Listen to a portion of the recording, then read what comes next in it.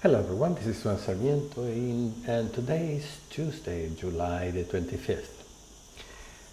Okay, here is my account and this is the IRA, and as you can see, since the opening for the year we have close to $10,000.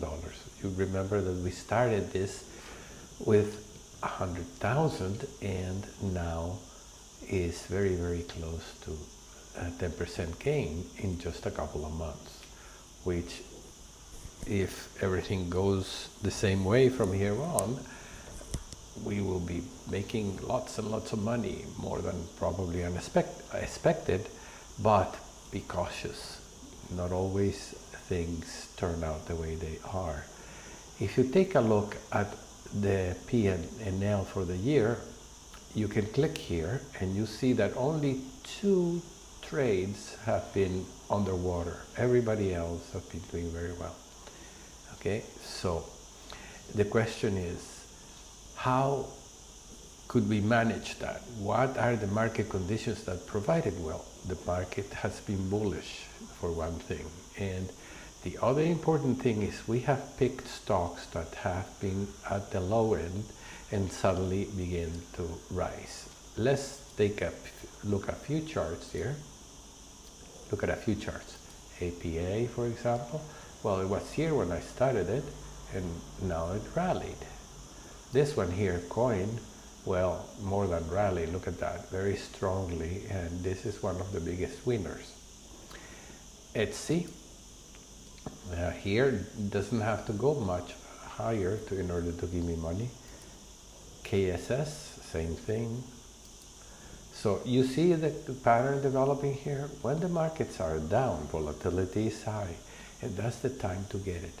But be sure to have a diversified portfolio when you do this, and be sure that you have good reason to believe that the stock which has been beaten down, is about to reverse and go higher. Okay, but keep on looking at them, and you see there is a pattern developing here.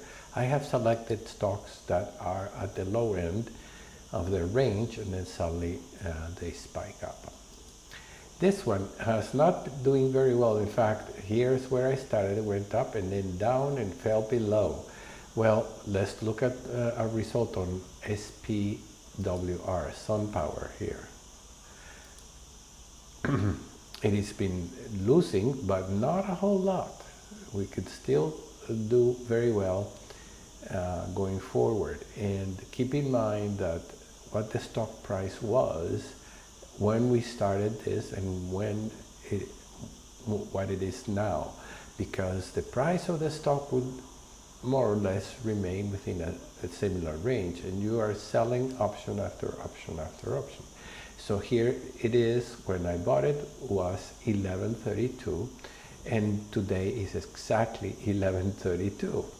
Okay, so not much change yet there, but because the stock dropped, then we have to buy back the option here for 40 cents, for 4 cents, and sell at 83.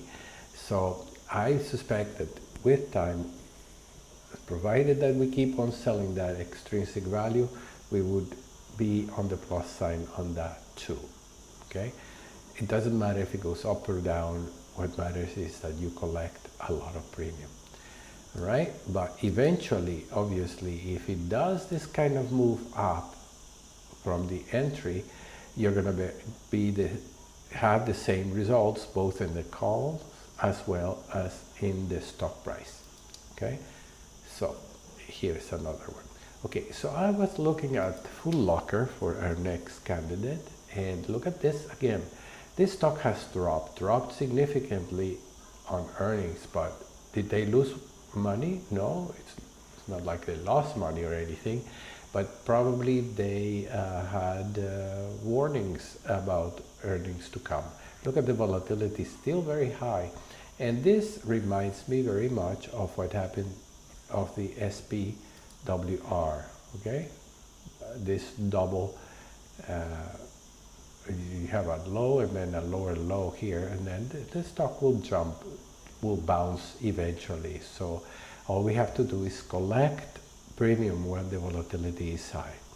Now, keep in mind that when the volatility is high, it means that there is the implied volatility. That means that the stock will move in either direction. That's what the option traders believe as a community, and that's why you have a big price on the calls and the puts for that matter.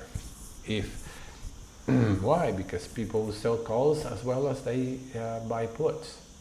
In either case, the implied volatility of the options themselves, they all increase together.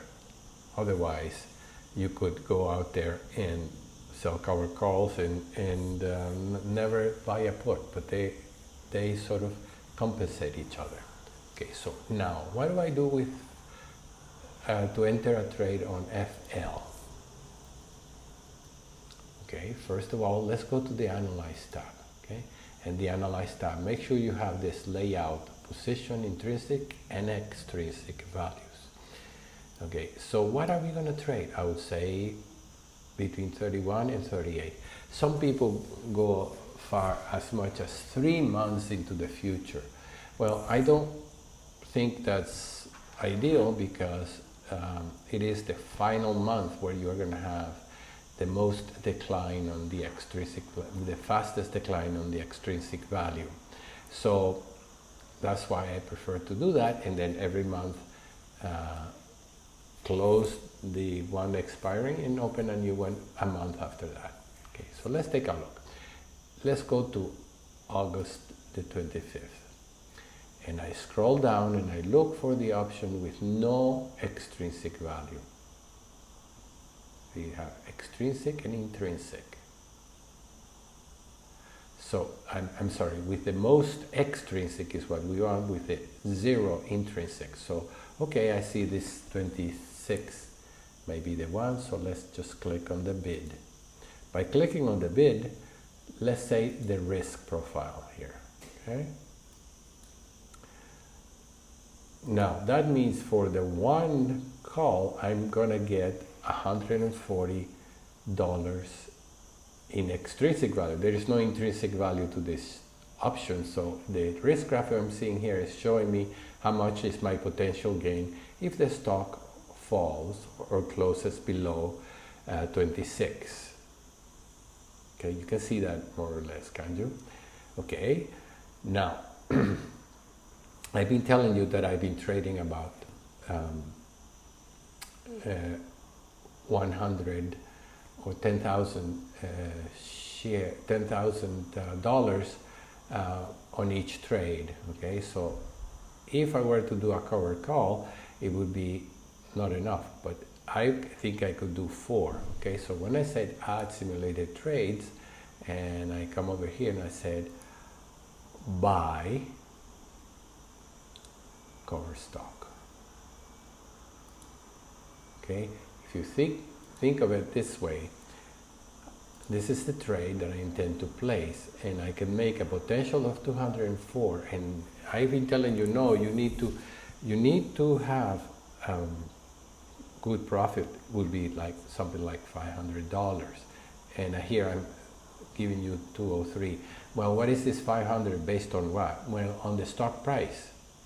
Okay, so, and the cost of my shares. So when I say this, create duplicate order, confirm and send, you would see that my cost is $2,400.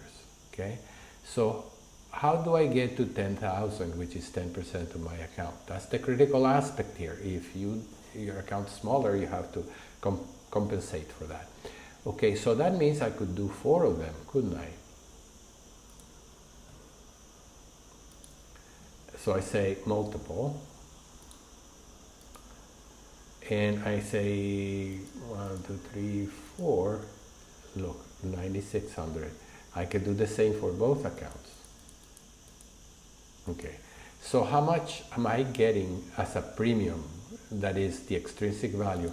Well, you can do the calculation here just by looking at the call and add 3 more calls, and this will be the extrinsic value that I'm getting, and you can see it's $580, and that's perfect, okay? Because I told you we want to get 500, okay? And I'm not even getting to the cost. My cost here is 24 times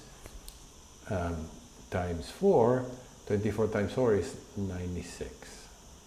96 is 9,600. Okay, so that's what I'm going to trade. I'm going to enter 4. And so if the stock is trading at $33, well, then you can do 3. If it's trading at $50, you can trade 2. If it's more than that, you can only trade 1 regardless. Okay, so that's the trade I'm going to enter, okay? My maximum profit will be here in this area, and it will be $816. Not bad, okay? This is probably better than you would expect. So I'm just gonna add this. It's based on the premium. It's based on the extrinsic value of that option, and whether I could make the trade for less than $10,000 or 10% of my account in this case, and whether I could make it with sufficient extrinsic value to be about 500 total options value, dollars in option value, okay? So here it is for 24. I'm going to say 24, okay? Create duplicate order, confirm and send, multiple, because I have to do it for both the IRA and the margin account. And of course, you understand that the margin account, the buying effect is much less, but it's still 10% of my $50,000 account, okay? It's less than 10% of my $10,000 IRA account, and is 5% of my margin account. You see that? So it's a buying power effect that is based on margin. Make sure you consult your broker about margin accounts if you have one of those and would like to trade this way, because they might have what is called a margin call. Hopefully you won't have that, but just so you know. Let's go to activity and positions. Here's my trade, okay? And I just wait a little until it wiggles around and my trade is completed. Obviously the mark is above my debit, so yeah, it will fall, don't worry about it. And if not, I could adjust 1 cent up or down, okay? It won't matter. Okay, that's all for today. Thank you very much for joining me, and see you next time. Bye-bye.